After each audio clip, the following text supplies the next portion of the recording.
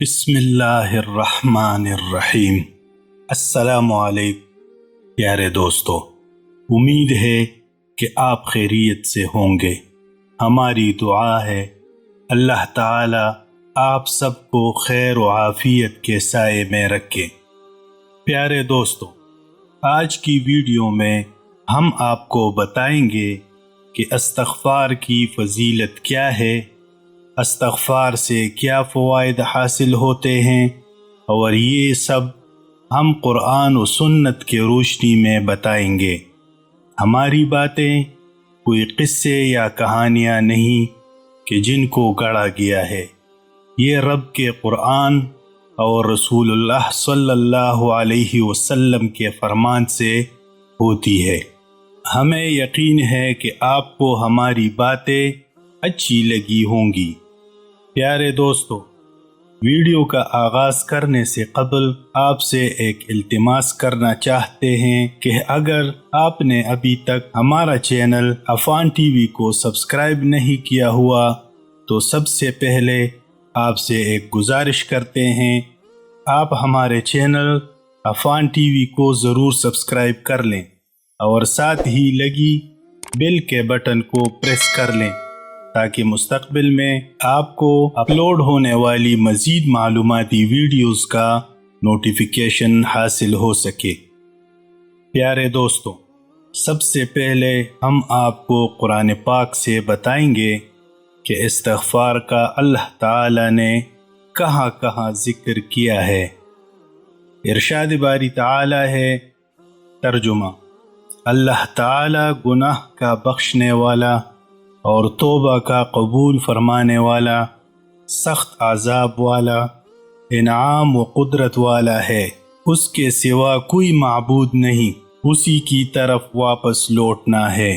دوسری جگہ فرمایا، جس کا ترجمہ ہے، پس اے نبی تو صبر کر، اللہ کا وعدہ بلا شک و شبہ سچا ہی ہے، تو اپنی گناہ کی معافی مانگتا رہ اور صبح شام اپنے پروردگار کی تسبیح اور حمد بیان کرتا رہ۔ ایک اور جگہ فرمایا، اور اللہ سے بخشش مانگو، بے شک اللہ بخشنے والا مہربانی کرنے والا ہے۔ ایک اور جگہ فرمایا، جس کا ترجمہ ہے، تو اپنے رب کی تسبیح کرنے لگ حمد کے ساتھ اور اس سے مغفرت کی دعا مانگ، بے شک وہ بڑا ہی توبہ قبول کرنے والا ہے۔ ایک اور جگہ ارشاد ہے، اے میرے رب مجھے معاف فرما اور مجھ پر رجوع فرما، یقیناً تو بہت رجوع فرمانے والا بخشنے والا ہے۔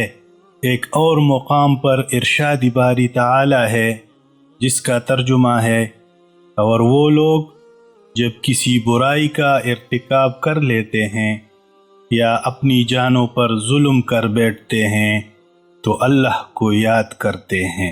ایک اور جگہ پر ارشاد باری تعالی ہے، جس کا ترجمہ ہے، اور اللہ تعالی اپنی موجودگی میں ان کو عذاب دینے والا نہیں ہے، اور اسی طرح اللہ ان کو عذاب نہیں دے گا جبکہ وہ بخشش مانگنے والے ہوں۔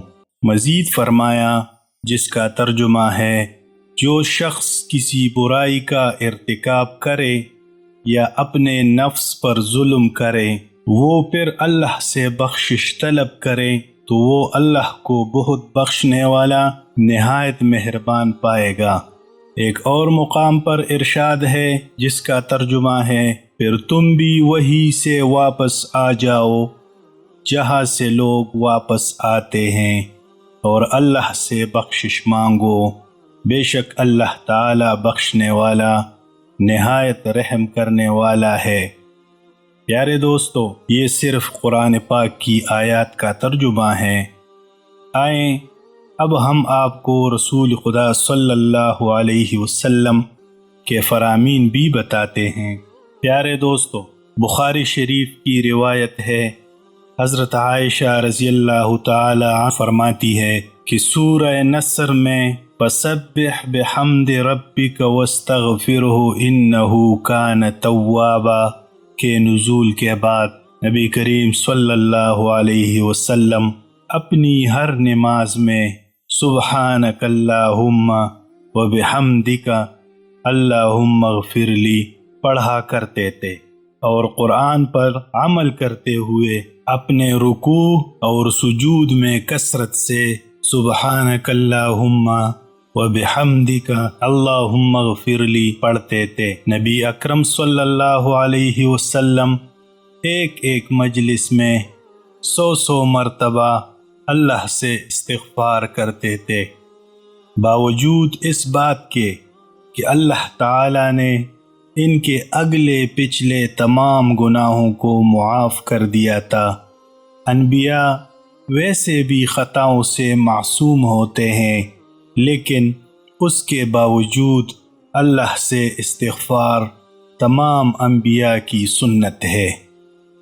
نسائی شریف کی روایت ہے، حضرت عبداللہ بن عمر فرماتے ہیں کہ میں نے نبی کریم صلی اللہ علیہ وسلم کو ایک ہی مجلس میں 100 مرتبہ استغفر اللہ کہتے ہوئے سنا۔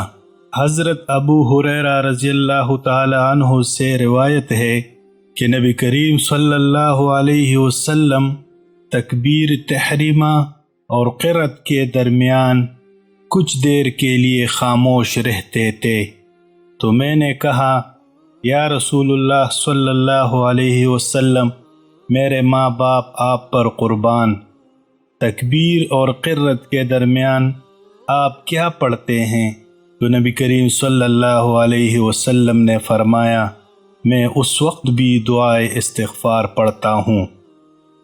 بخاری شریف کی روایت ہے، حضرت علی فرماتے ہیں کہ نبی اکرم صلی اللہ علیہ وسلم آخری تشہد اور سلام کے درمیان یہ دعائے استغفار پڑھا کرتے تھے۔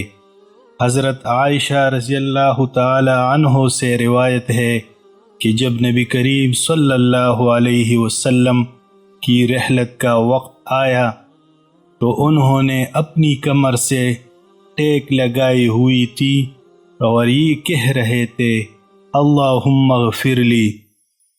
حضرت شداد بن اوس رضی اللہ تعالی عنہ روایت کرتے ہیں کہ نبی اکرم صلی اللہ علیہ وسلم نے فرمایا، جو شخص یقین کامل کے ساتھ صبح کے نماز کے ساتھ سید الاستغفار پڑھے گا، اگر اسی دن سے شام سے پہلے مرے گا تو سیدھا جنت میں جائے گا۔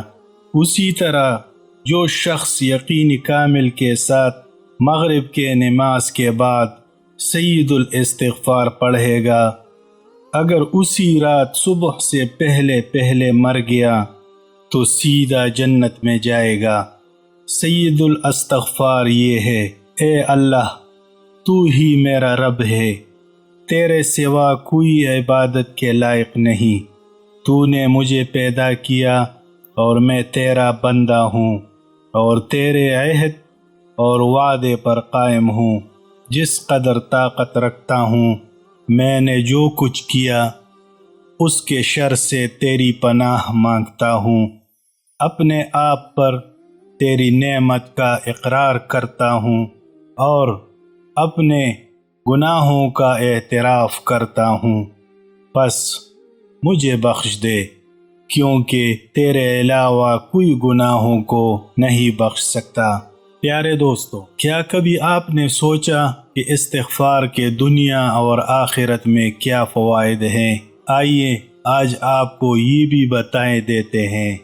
نبی اکرم صلی اللہ علیہ وسلم نے فرمایا، استغفار کرنے والا ایسا ہی ہے جیسا کہ اس نے گناہ ہی نہ کیا ہو، یعنی استغفار سے بندہ ایسا ہو جاتا ہے جیسے وہ ابھی ماں کے پیٹ سے آیا ہو۔ پیارے دوستو، ہم سب اللہ سے پیار کرتے ہیں، اللہ کس سے پیار کرتے ہیں یہ بھی جان لیں۔ سورہ بقرہ میں اللہ تعالی فرماتے ہیں، اللہ توبہ کرنے والوں کو اور پاک رہنے والوں کو پسند فرماتا ہے۔ سچی اور خالص توبہ کرنے والوں کے گناہ اللہ تعالی معاف کر دیتا ہے اور ایسے جنتوں میں داخل کرے گا جس کے نیچے سے نہریں جاری ہے۔ ترمذی شریف کی روایت ہے، نبی کریم صلی اللہ علیہ وسلم نے فرمایا، آدم کا ہر بیٹا خطا کار ہے اور بہترین خطا کار وہ ہے جو معافی مانگ لے۔ سورہ نوح میں اللہ تعالی نے استغفار کے 4 فوائد بتائے ہیں۔ توبہ استغفار کرنے اللہ تعالی بارش برساتا ہے، مال اور اولاد دیتا ہے اور باغات دیتا ہے۔ نبی کریم صلی اللہ علیہ وسلم کا فرمان ہے کہ اللہ تعالی نے فرمایا، اے آدم کے بیٹے، تو جب تک مجھ سے دعا مانگتا رہے گا اور اپنے گناہوں کی معافی طلب کرتا رہے گا، میں تیرے گناہ معاف کرتا رہوں گا۔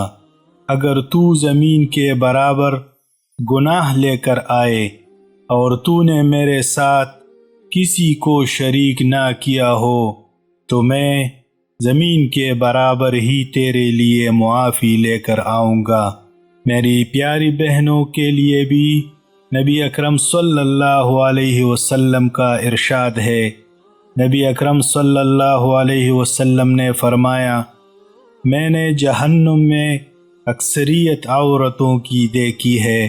کسی عورت نے وجہ پوچھی تو آپ صلی اللہ علیہ وسلم نے فرمایا، تم لعن طعن زیادہ کرتی ہو اور خاوندوں کی ناشکری کرتی ہو۔ نبی کریم صلی اللہ علیہ وسلم کا ارشاد ہے کہ اللہ تعالی رات کو اپنا ہاتھ پھیلاتا ہے تاکہ جس شخص نے دن میں گناہ کیے وہ رات میں اللہ تعالی کی طرف پلٹ آئے، اور دن میں اپنا ہاتھ پھیلاتا ہے کہ رات میں اگر کسی نے کوئی گناہ کیا ہے تو دن میں اپنے رب کی طرف پلٹے اور گناہوں کی معافی مانگے۔ ترمذی شریف کی روایت ہے کہ نبی اکرم صلی اللہ علیہ وسلم نے فرمایا، بندہ جب گناہ کرتا ہے تو اس کے دل پر ایک سیاہ نقطہ لگ جاتا ہے، اگر وہ توبہ کر لیتا ہے تو وہ سیاہی دور کر دی جاتی ہے، اور اگر توبہ کی بجائے گناہ پر گناہ کیے جاتا ہے تو سیاہی بڑھتی رہتی ہے حتیٰ کہ پورا دل سیاہ ہو جاتا ہے۔ ترمذی شریف کی روایت ہے، نبی اکرم صلی اللہ علیہ وسلم نے فرمایا، 2 وقت ایسے ہیں جب توبہ قبول نہیں ہوتی، ایک جب تک نزع کی حالت پیدا نہیں ہو جاتی، یعنی روح کا جسم سے نکل کر گلے تک آ جانا، اور سورج کے مشرق کے بجائے مغرب سے طلوع ہونا۔ جن بھائیوں کے ماں باپ فوت ہو گئے ہیں ان کو چاہیے کہ وہ اپنے والدین کے لیے بھی استغفار کیا کریں۔ استغفار کا ایک مردے کو کیا فائدہ ہوتا ہے؟ حدیث پاک میں ہے، اللہ تعالی جنت میں آدمی کا درجہ بلند فرما دیتا ہے۔ آدمی عرض کر دیتا ہے، یا اللہ یہ درجہ مجھے کیسے ملا؟ اللہ تعالی فرماتا ہے، تیرے بیٹے نے تیرے لیے استغفار کیا۔ جن بھائیوں اور بہنوں کے والدین اس دنیا سے چلے گئے ہیں ان کو چاہیے کہ وہ استغفار کثرت سے کریں۔ جن کے پاس مال و دولت نہیں یا اولاد نہیں ان کو چاہیے کہ وہ بھی استغفار کریں۔ جن کے گناہ زیادہ ہیں وہ زندگی سے مایوس ہیں، وہ بھی معافی مانگیں اور پاک صاف ہو جائیں۔ اللہ منتظر ہے، ہمیں رب کی طرف لوٹنا ہے۔ خود بلائیں، پہلے ہی خدا کی طرف جانا چاہیے۔ پیارے دوستو، ہم امید کرتے ہیں کہ آپ کو ہماری یہ ویڈیو ضرور پسند آئی ہوگی۔ آپ سے گزارش کرتے ہیں کہ اگر آپ ہمارے چینل پر نئے ہیں تو سب سے پہلے آپ ہمارے چینل عفان ٹی وی کو ضرور سبسکرائب کر لیں اور اس کے ساتھ لگی بیل کے بٹن کو بھی پریس کر لیں تاکہ آپ کے پاس فیوچر میں اپلوڈ ہونے والی ویڈیوز کا نوٹیفیکیشن ملتا رہے۔ آپ سے اجازت چاہتے ہیں۔ اللہ حافظ۔